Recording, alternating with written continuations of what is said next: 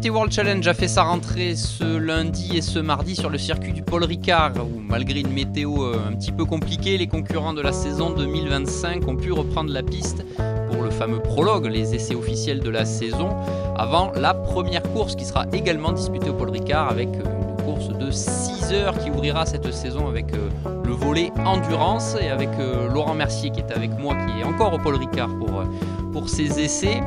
Nous allons faire un petit peu le tour d'horizon de cette catégorie GT3, cette fameuse catégorie GT3 arrivée en championnat du monde d'endurance l'année dernière via le LM GT3, mais qui est également présente évidemment en IMSA via le GTD Pro et le GTD dans bon nombre de championnats comme le GT World Challenge, le GT Open, le British GT. Et on en passe un nouveau numéro de Track Limit by Minervoy, le podcast d'Endurance Info qui va donc être consacré à l'état des lieux de cette catégorie GT3. Laurent, bonjour, tu étais donc au circuit Paul Ricard lundi et mardi. Alors la météo était pas là, visiblement, enfin l'eau était là en tout cas, pas le soleil, malheureusement pour les concurrents et pour toi sur ce circuit varois. Mais c'était l'occasion, Laurent, de la reprise un peu générale pour le GT World Challenge Europe. Ouais, salut Pierre.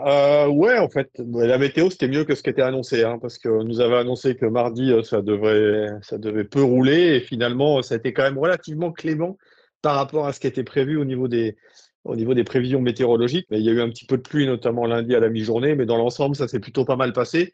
Ce qui était quand même assez positif parce qu'il fallait que les équipes aussi testent le nouveau pneu Pirelli. Maintenant, ça s'appelle le DHG, qui était déjà en place dans certains championnats pour le pneu wet.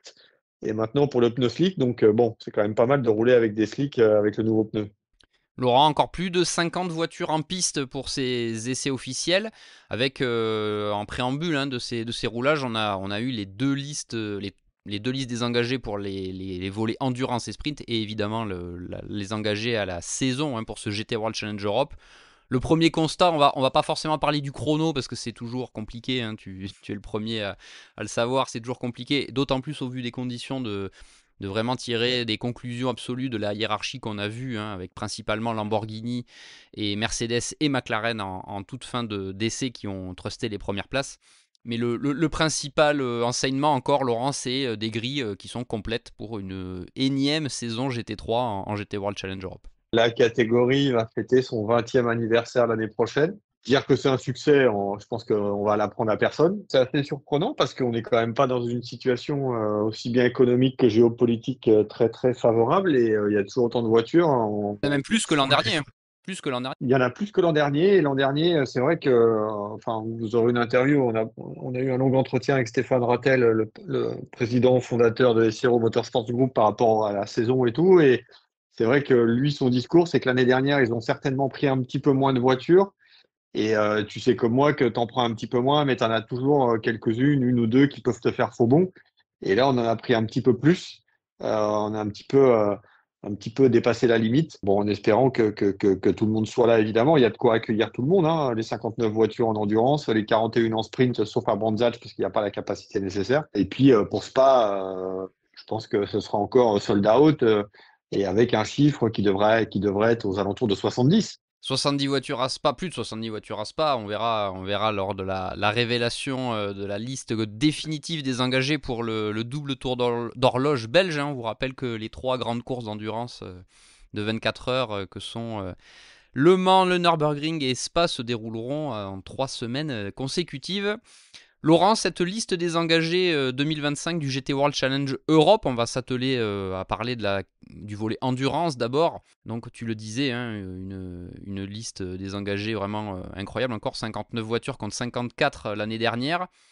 Pas de grosses surprises sur la liste des engagés au niveau des concurrents, on en connaît la plupart. Il y a deux grosses nouveautés, on va les appeler comme ça, avec notamment l'arrivée qui était, si vous êtes un lecteur d'Endurance Info et un auditeur de nos podcasts Track Limit by Minervoy, le plutôt connu, c'est la voiture Verstappen.com, cette fameuse voiture de l'écurie de Max Verstappen qui sera opérée par Two Motorsport, une écurie que vous connaissez également bien si vous suivez le GT3. C'est l'une des principales nouveautés et si on avait eu un appel d'air incroyable de l'engouement du public ou des médias avec l'arrivée de Valentino Rossi en tant que pilote, Laurent, nul doute que Verstappen.com Racing, ça peut également faire beaucoup parler. Ouais, ça peut faire parler, oui et non, parce que Max Verstappen ne roule pas, donc c'est un peu différent de Valentino Rossi. Verstappen.com était déjà présent et sera encore présent cette année en sprint avec Emile Frey Racing, avec les Ferrari.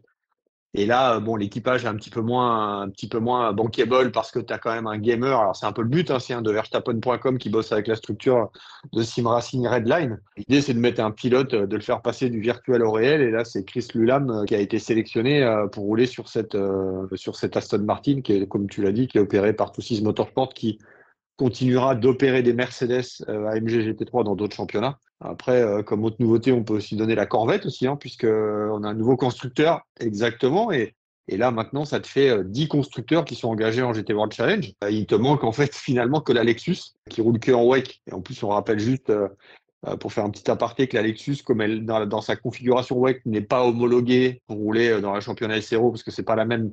Il y a une évolution de la fiche d'homologation de la voiture pour qu'elle puisse rouler en WEC, donc elle pourrait pas, on peut pas faire un copier-coller, contrairement à d'autres voitures, même si en WEC on a ces fameux couples-mètres qu'on a toujours pas chez SRO et que le SRO ne veut pas d'ailleurs sur ces GT3. Oui, il y a toujours autant de voitures et pour être totalement honnête, on se demande un petit peu là. Tu sais comme moi, on se pose un peu la question chaque année, comment ça fait pour fonctionner en fait. Quand tu connais le prix d'un programme en GT3, que si tu veux faire le sprint et l'endurance, tu dépasses le 1,5 million, je te dis, mais comment c'est possible d'avoir toujours autant de voitures? Tous les ans après le Covid, on se disait, bon, allez, on en aura certainement un petit peu moins l'année d'après, et tu arrives l'année d'après aux essais, et c'est gavé de voitures.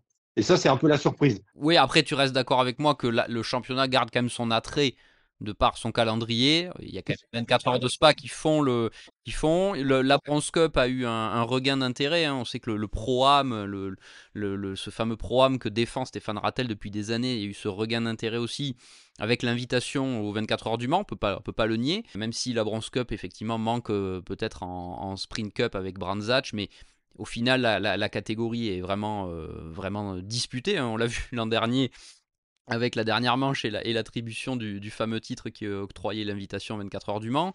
Quand on fait le tour de la liste, Laurent, on voit que les pros, évidemment, les grandes équipes qui sont engagées en pro, je reprends GetSpeed, comme Touyu, Boutsen, Grasseur, toutes les équipes qu'on connaît, WRT évidemment, Valkenhorst, je vais pas passer toute la liste, mais bon, évidemment, F Corset, Francorchamps Motors. On voit que la catégorie pro est toujours aussi disputée, mais chez SRO, vraiment, les classes, et notamment cette Bronze Cup, ça fait vraiment une bonne partie du plateau. Et c'est peut-être là aussi la force de SRO, c'est d'avoir réussi. Tu te souviens, il y a quelques années où on sentait peut-être que les volets Pro-Am peut-être avaient un peu de mal face aux Silver et aux Pro. Bah là, on a vu que le remaniement des catégories un petit peu, avec le Gold, avec le Bronze, bah finalement, ça a bien marché. Ça a bien marché chez SRO. La chose quand même, c'est qu'autant avant, tu avais des âmes qui venaient on va dire, aller plus pour se faire plaisir et qui n'étaient pas forcément au niveau et qui pouvaient se faire un petit peu chahuter. On l'a vu en sprint, d'ailleurs, c'est pour ça qu'il y en a qui sont partis parce que le championnat était devenu trop professionnel. Trop professionnel, trop relevé et que les âmes, on va dire, les âmes B, on va dire, je sais pas si on peut dire ça comme ça, mais n'avaient plus leur place dans le championnat. Donc maintenant, quand tu regardes les âmes, quand tu fais la liste des pilotes bronze qu'il y a, c'est le gratin des pilotes bronze. Tu vois, sinon, t'es plus au niveau et tu te fais peur et tu veux pas rouler et tu préfères aller rouler dans des championnats qui sont un peu plus typés Pro-Am comme l'international GT Open, qui fonctionne très bien et qui, lui, est plus basé sur du Pro-Am. Mais c'est sûr que le GT World Challenge Europe, alors, on va pas spoiler l'interview de Stéphane Rattel, mais vous pourrez lire les propos de Stéphane qui, quand même, réfléchit à pas faire un championnat dans le championnat, mais pourquoi pas essayer de faire de pas quitter complètement le côté âme et de pourquoi pas mettre une série sprint avec des GT2 et des GT3 pour des pilotes âme, pour que les pilotes âme soient plus mis en avant. Maintenant, là, ils sont mis en avant, mais ils sont pas mis en avant. On n'a pas de âme. On a comme tu l'as dit, tu vois, on a du bronze. Exactement, donc c'est très bien parce que si tu veux, ça te permet aussi, je pense, de progresser. On l'a vu notamment dans le passé avec Alex Malikin, qui maintenant est passé Silver et qui roule en P2 et qui se débrouille très bien et qui continue quand même à rouler en pro et qui sera quand même sur une voiture en pro cette année avec la voiture de Pure Racing, avec notamment Richard Lietz et Thomas Prenning.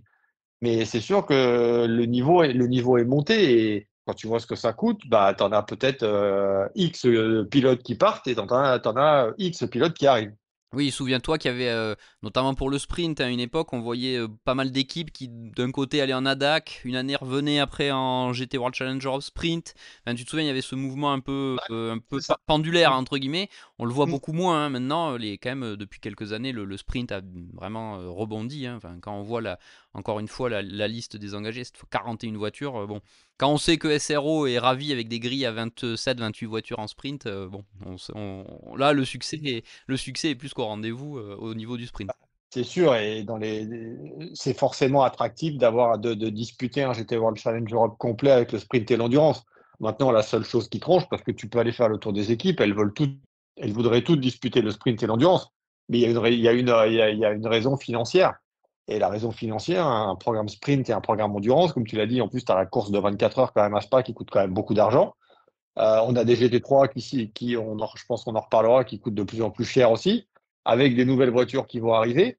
Et je pense qu'on est en haut du plateau et que de toute façon, personne n'est dupe. À un moment, ça va redescendre. Tu sais aussi bien que moi que tout est une histoire de cycle.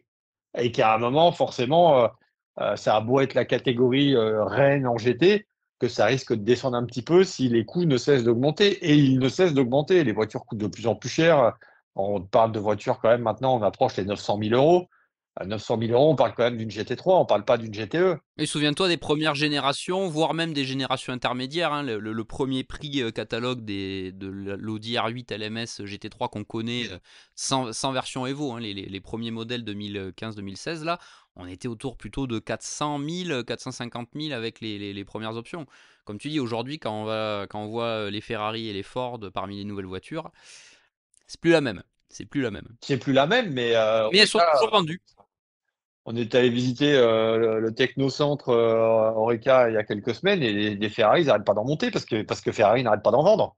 Donc on parle de 800 à 900 000 euros et finalement elles partent toutes comme des petits pains. Alors c'est sûr que tu peux faire un placement d'argent quand tu achètes une Ferrari et que c'est peut-être plus compliqué de faire un placement d'argent d'acheter une BM.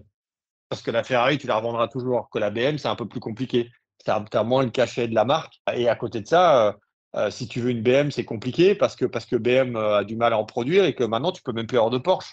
C'est ce qui est paradoxal, c'est que tu as un constructeur qui, comme Porsche, une caisse vaut 500 000 euros à peu près, et tu peux même pas en avoir une neuve. La rançon du succès, dans un sens. Bah, la rançon du succès, et c'est pour ça aussi que c'est devenu maintenant la catégorie mondiale, il y en a partout.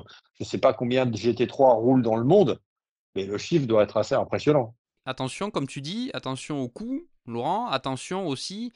On se souvient hein, de ces fameux signaux d'alerte des équipes avec les multiples versions Evo. Laurent, on voit que cette année, il y a notamment la BMW M4 qui reçoit un kit Evo. On sait qu'il y a de nouvelles voitures qui arrivent. Et est-ce que le prix va augmenter aussi et là, est-ce qu'on n'atteint pas la limite du tableau quoi? Est-ce que dans la limite du système GT3, est-ce qu'elle n'est pas là en fait? Bah, on l'atteint la limite, mais maintenant, je te dis ça, mais je suis pas crédible. On n'arrête pas de dire depuis le début là qu'on est à 59 voitures, tu veux. Donc, donc forcément, il y a une limite. On est à la limite, mais pour l'instant, ça fonctionne. Maintenant, quand tu connais le prix d'une saison pour faire rouler une GT3 en WEC, qu'on arrive à 5 millions, je ne m'explique pas en fait où est-ce que passent les 5 millions. Bon, certes, il y C'est a du une question, transport, il y a du fret, mais c'est vrai que il y a du fret, mais on parle de 5 millions pour faire D'où rouler une voiture. Laurent, d'où, alors certes le WEC a évidemment son attrait et comment dire, le fait qu'on ne peut pas aller en WEC uniquement si on le souhaite, contrairement au GT World Challenge qui est plus ouvert. Et c'est là où justement bah, beaucoup d'équipes, souviens-toi que quand le GT3 avait été annoncé pour le championnat du monde d'endurance, on avait fait un peu le tour du paddock et combien d'équipes nous avaient dit que bah oui bien sûr qu'ils veulent aller faire le WEC. Bon, aujourd'hui, on voit que les heureux élus ne sont pas nombreux, de par le système. Et c'est aussi ce qui fait le succès du GT World Challenge, notamment dans les catégories GT, dans le championnat GT3. C'est que eux peuvent accueillir, sans modification aucune de la voiture de base GT3, les voitures de la catégorie. Et puis, tu as aussi une différence entre les deux, c'est que le WEC, ça coûte cher, mais il n'y a pas de programme pro, c'est que des programmes pro-am. Et on va pas se mentir, hein, tu as de plus en plus de riches qui font du sport auto, des gens qui ont beaucoup d'argent, donc tout le monde en profite. Ça coûte très cher, bah oui, mais il y a de plus en plus de gens, de gentlemen qui ont de l'argent, qui ont un certain niveau en plus et qui sont prêts à investir et à payer un pilote pro pour rouler avec eux. Que le GT World Challenge Europe, la donne, elle est différente parce que là, tu as des équipages qui sont entièrement pro. Alors oui, tu as des équipes comme Grasser qui n'ont pas qu'une voiture en pro.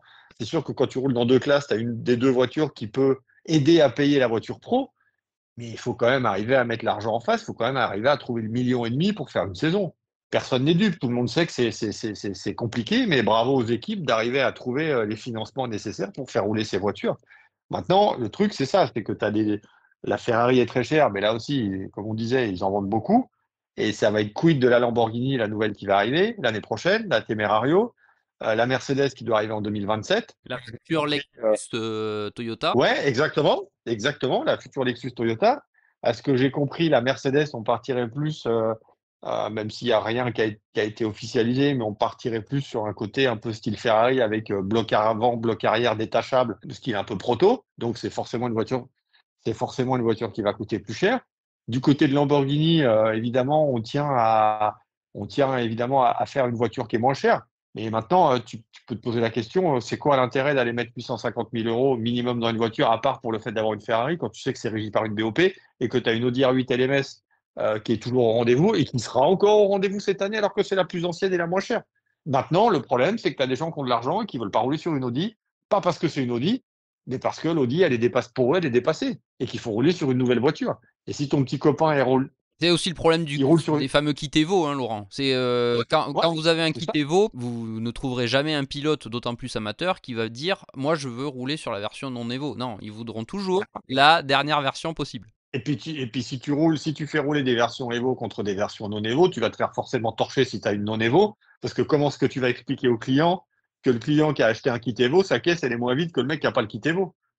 Donc, tu es obligé de prendre le kit Evo. Comme tu es obligé, enfin, t'es pas obligé, mais tu le prends, par exemple, de prendre les essais privés, parce que si tu prends pas les essais privés et que tes concurrents y roulent, bah, eux, ils ont un avantage. Donc, qu'est-ce que tu fais? Bah, tu dépenses de l'argent pour faire les essais privés, enfin, les essais avant le meeting. D'autant plus quand on voit le niveau aujourd'hui en GT World Challenge et d'autant plus en sprint où les arrêts au stand sont primordiaux et que les essais certes servent aux pilotes mais ils servent aussi aux équipes pour préparer la saison Ouais, et c'est indispensable. tu fais ça aussi bien que moi. Le niveau est tellement relevé.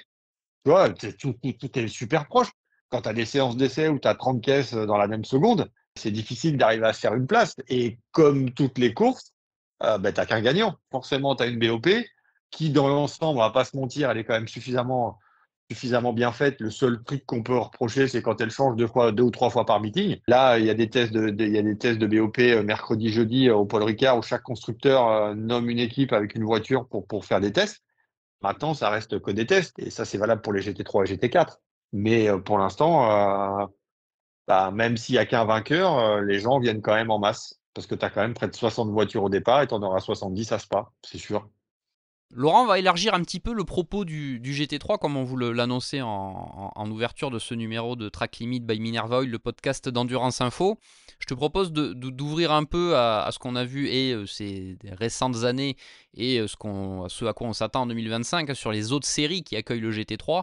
Bon, on va pas revenir sur l'IMSA puisqu'on a déjà parlé de la liste des engagés de la saison, notamment dans nos débriefings de Daytona. La catégorie, elle, on la voit notamment en DTM. On a vu l'an dernier le DTM, certes, c'est pas une grille à 40 voitures, mais alors par contre, c'est une grille incroyable au niveau de la qualité des équipes et la qualité des pilotes. 100% pro avec un seul pilote, hein, donc on en vient vraiment à la quintessence du GT3 et pour les pilotes pro. Mais ce qu'on disait un petit peu plus tôt aussi, c'est que les séries comme la DAC GT Masters, qui intègrent la Road to DTM, hein, cet échelon entre le GT4, le GT3 avec la DAC GT Master et ensuite le DTM fonctionne bien depuis sa relance et sa reprise en main par la DAC. Le GT Open fonctionne sur un format beaucoup plus pro-am. Toi Laurent qui parle beaucoup avec les équipes, notamment dans les intersaisons, comment on explique que ce ne soit pas qu'un seul championnat qui fonctionne, comme le GT World Challenge, mais que c'est vraiment partout. que le GT3 fonctionne. Est-ce que aussi les pilotes qu'on voit dans les séries monotypes, un petit peu comme le Ferrari Challenge ou le Lamborghini Super Trofeo, est-ce que ce fameux GT3, ça reste quand même un Graal dans un sens pour ces pilotes amateurs qui ensuite passent dans ces différentes séries que peuvent être le GT Open notamment? Ça reste un Graal et on va pas se mentir. Tout le monde veut aller. La course phare reste les 24 heures de Spa sur le côté GT3 uniquement, mais les 24 heures du Mans à plus grande échelle. Et maintenant, avec le fait que tu es des GT3 aux 24 heures du Mans, tu as forcément des jeunes pilotes qui sont en monoplace, qui dépensaient beaucoup d'argent, qui espéraient aller en F1, qui n'iront pas en F1 et qui venaient peut-être en endurance un peu en plan B. Bah maintenant, le plan B se transforme en plan A parce que tu as beaucoup de constructeurs qui sont présents en GT, qui sont présents en hypercar, et que les jeunes pilotes maintenant veulent essayer de se faire une place et n'hésitent pas à dépenser de l'argent et à payer des budgets pour se montrer en GT, en espérant être séduits par un constructeur pour ne plus payer et après avoir un volant de pilote officiel et pourquoi pas pour rouler dans un proto 24 heures du Mans. Maintenant, oui, tu parlais du DTM. Le DTM, ça fonctionne, mais c'est pareil. Le DTM, c'est une course sprint à pilote unique et ça coûte plus d'1 million d'euros. Alors là, évidemment, ça coûte plus d'1 million d'euros, mais les constructeurs, par contre, mettent de l'argent dans le DTM parce que c'est quand même eux qui investissent en grande partie. Alors, pas tous les constructeurs. Et par exemple, si tu prends les Mercedes, je crois que les Mercedes qui roulent en DTM, les châssis sont propriété du constructeur. Oui, contrairement aux Donc, équipes privées qu'on peut voir en GT World Challenge notamment. voilà, donc tu as un vrai investissement du constructeur. Oui, c'est un programme usine, hein, très clairement, quoi. Et puis, ça, tu sais comme moi que c'est un championnat quand même germanique. Bah oui, c'est pour ça que les constructeurs allemands restent toujours aussi impliqués dans la série, c'est certain. Et tous les championnats majeurs aujourd'hui, comme tu l'as dit, fonctionnent. Le GT World Challenge Europe, c'est plein. Le sprint, l'endurance. OK. Le DTM, on attend la liste, mais je pense que ce sera plein. Le GT Open, depuis ces dernières années, ça fonctionne très bien et je pense que ça fonctionnera encore très bien cette année. Le WEC en GT, c'est full. Le LMS, c'est full.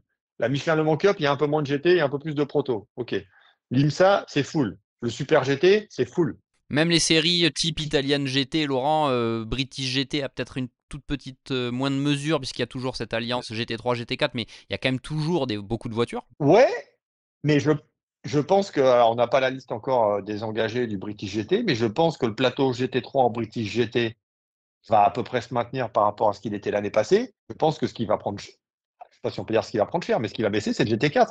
En fait, les championnats les plus chers fonctionnent très bien. Tous les championnats mondiaux, les championnats internationaux qui coûtent beaucoup d'argent, fonctionnent à merveille. Tous les championnats qui demandent un petit peu moins d'argent, en fait, et là, je vais un peu paraphraser Stéphane Rattel quand on a échangé.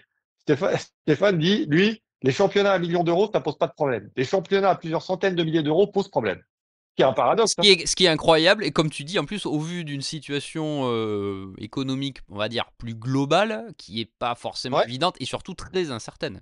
Très incertaine. exactement.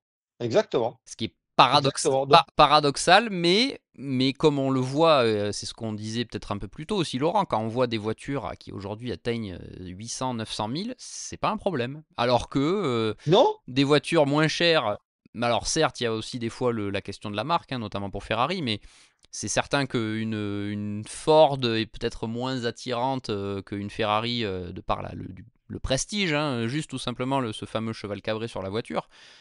Et il y a cette fameuse BOP. Mais pourtant, elles sont quand même vendues. Hmm. C'est vrai que c'est quand même assez incroyable. C'est étrange.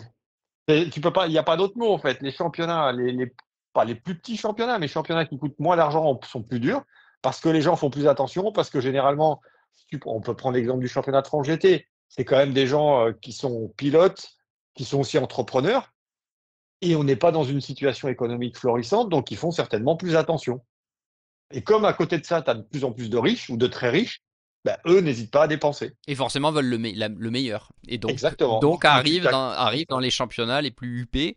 exactement. Et si ça coûte, on vous dit 1 million 3, 1 million 4, 1 million 5, ben 1 million 2, 1 million 3, 1 million 4, 1 million 5. Pas de problème. Et tu t'acoquines avec un pilote professionnel, un pilote officiel d'un constructeur pour t'aider, et c'est ce qui fait le succès du GT3. Enfin, je veux dire, quand tu vois, enfin, moi j'étais à Silverstone en 2006 quand il y a eu la première course GT3, qui était en marge du championnat FIA GT, qui avait le vent en poupe avec les GT1 et les GT2 à l'époque, on appelait ça GT2 et pas GTE. Quand tu voyais arriver ces GT3, enfin, pour être honnête, je n'aurais pas parié un copec sur le truc.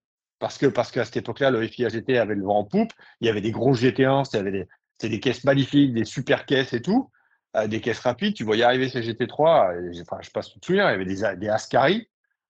Et tu avais des Ferrari, c'était des Challenge, les Porsche, c'était des Cup. Tu avais après, un peu plus tard, t'as eu aussi la Dodge Viper compétition coupée qui était faite, qui était un petit peu entretenue, qui était entretenue chez Oreca notamment. Et là, tu voyais ces caisses arriver, tu te dis, putain, mais c'est quoi ça en fait?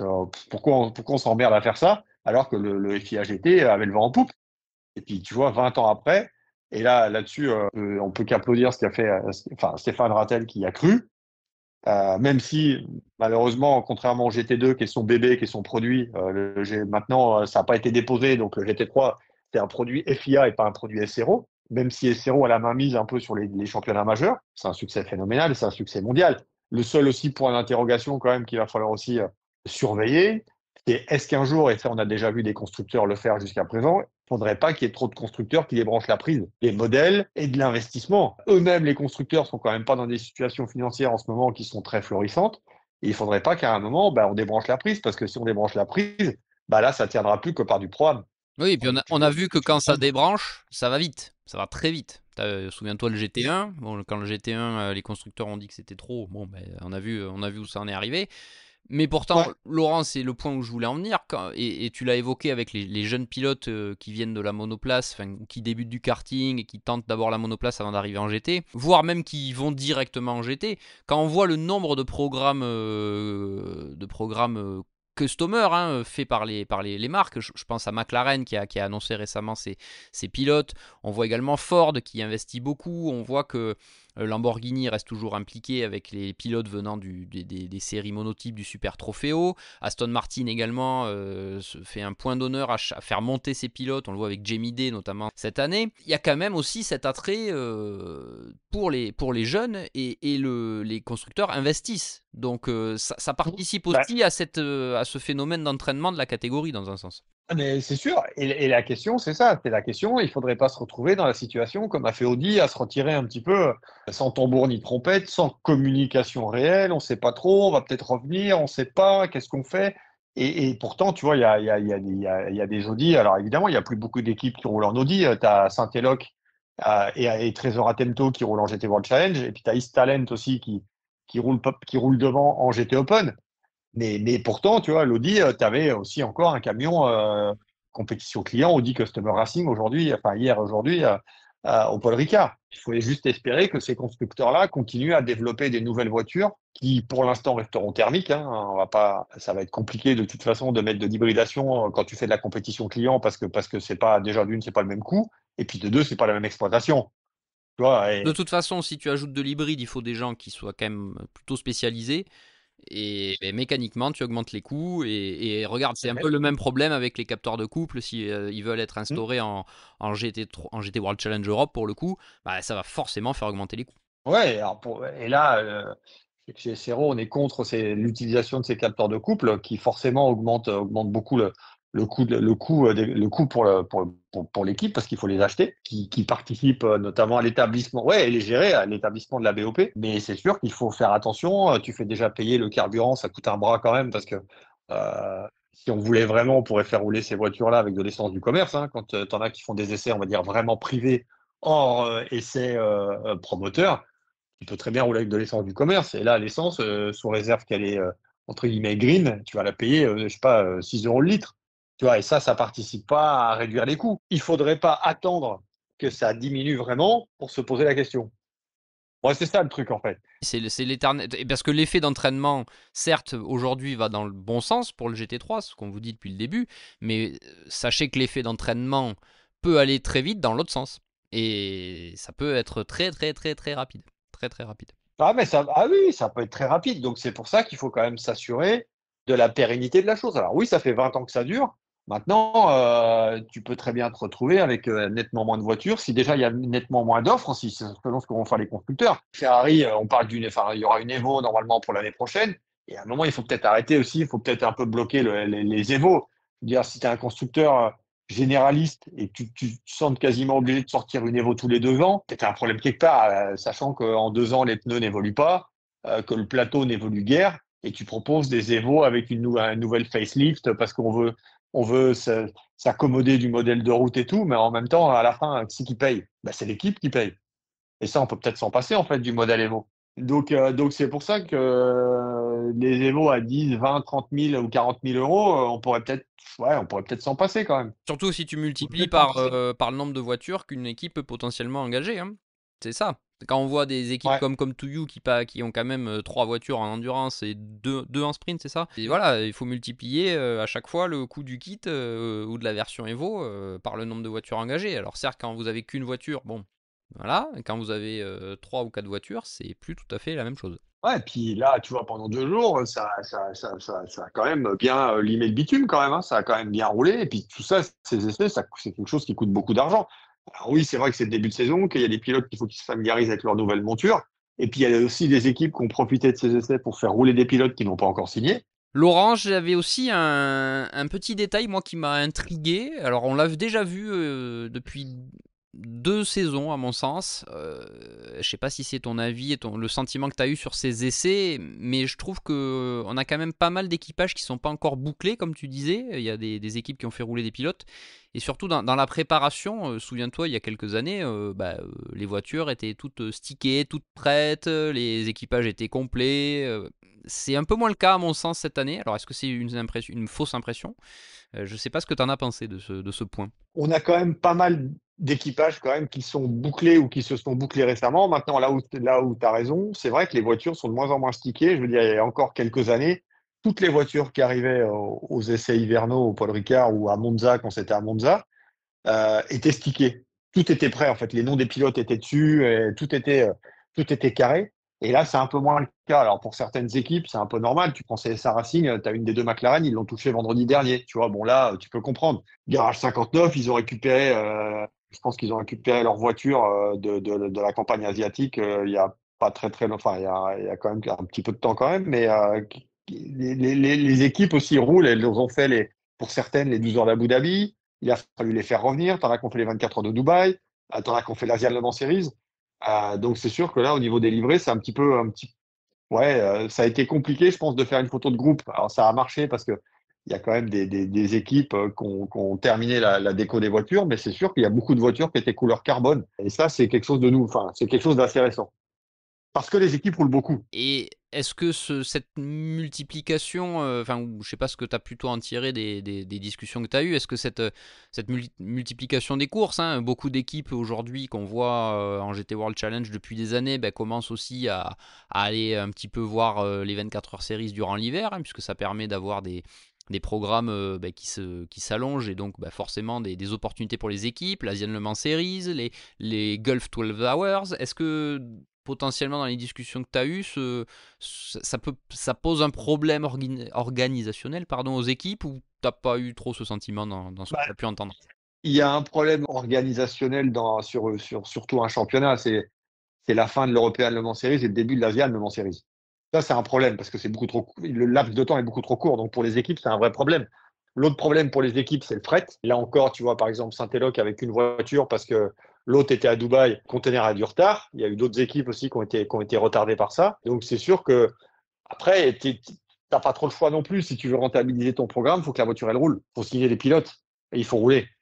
Sinon, c'est plus compliqué à rentabiliser. C'est pour ça aussi que tu as pas mal d'équipes qui essaient pas de multiplier, mais d'avoir au moins deux programmes avec les voitures. Laurent, pour conclure ce numéro de Track Limit by Minerva Oil, le podcast d'Endurance Info, il me paraissait logique de finir sur Spa, sur les 24 heures de Spa, on en a déjà parlé. Cette 77e édition pour 2025 qui sera programmée du 25 au 29 juin. On a dit on peut s'attendre à passer la barre des 70, on ne sait pas encore. On a en tout cas déjà 59 voitures qui sont confirmées puisque ce sont les voitures qui sont engagées en GT World Challenge Endurance Cup à l'année. Et on a déjà plusieurs équipes, notamment asiatiques, qui ont confirmé leur présence. Je pense notamment à Good Smile Racing, qui fera sans doute le bonheur des collectionneurs de miniatures. À quoi on peut s'attendre en termes de liste, d'ajout sur cette liste, hormis les voitures qui sont en Endurance Cup? Je pense que tu as des équipes qui sont présentes sur la saison complète qui vont engager plus de voitures. Donc des voitures supplémentaires pour ces 24 heures de Spa. Et après, tu auras aussi quelques ajouts. Tu as cité Good Smile avec notamment Kamui Kobayashi, qui viendra rouler avec une Mercedes. Et je pense que tu as aussi d'autres équipes qui peuvent venir s'ajouter. On sait que Serrault mettra la priorité aux équipes aussi qui font l'Intercontinental GT Challenge. Alors, il y a aussi autre chose, il y a quand même la proximité aussi avec les 24 heures du Nürburgring qui pourrait aussi refroidir un peu quelques équipes qui auraient pu venir en temps normal. Hein. Et il y a aussi le DTM, je crois qu'il sera la semaine d'après, il me semble, en plus, les 24 heures de Spa. Donc, souviens-toi, l'an dernier, tu avais SSR Performance qui est venu. On a des équipes qui viennent aussi en forme, mais je pense qu'on aura les 70 parce que pour avoir discuté un petit peu avec le promoteur à ce sujet-là, aujourd'hui, du moins, il n'y a pas il y a pas de crainte sur le nombre de voitures en plus par rapport à ça. Donc, évidemment, il va falloir gérer la fidélité au championnat, qu'est-ce que c'est comme voiture, qui est dans l'équipage. Mais je pense qu'on aura, on va encore assister encore à une magnifique édition des 24 heures de Spa. Ça fait aucun doute. Laurent, nous avons fait le tour un petit peu de cette catégorie GT3, dresser un petit peu l'image de cette catégorie en 2025 en prenant comme contexte ces essais officiels du GT World Challenge Europe, le fameux prologue qui a eu lieu lundi et mardi sur le circuit Paul Ricard. Le circuit varois qui accueillera donc la première manche de la saison du GT World Challenge Europe avec une course endurance de 6 heures du 11 au 13 avril avant la traditionnelle ouverture du sprint, Laurent, le 3 et 4 mai à Brands Hatch qui précédera le fameux prologue des 24 heures de Spa, encore 2 journées de test avant le double tour d'horloge. 13 et 14 mai pour ce prologue, ensuite Zandvoort en sprint, Monza en endurance pour arriver donc fin juin aux 24 heures de Spa édition 2025. Laurent, merci d'avoir participé à ce nouveau numéro de Track Limit by Minerva Oil, le podcast d'Endurance Info. Et on se donne rendez-vous très rapidement pour un nouveau numéro, puisque dès ce week-end, l'IMSA sera à Sebring pour les 12 heures en Floride, une épreuve évidemment toujours aussi réputée, toujours aussi mythique sur un tracé atypique, où Thibaut Villemont sera sur place et pourra évidemment débriefer avec nous prochainement cette deuxième manche de l'IMSA. Laurent, merci et on se donne rapidement rendez-vous dans un nouveau numéro de Track Limit. Merci, à bientôt.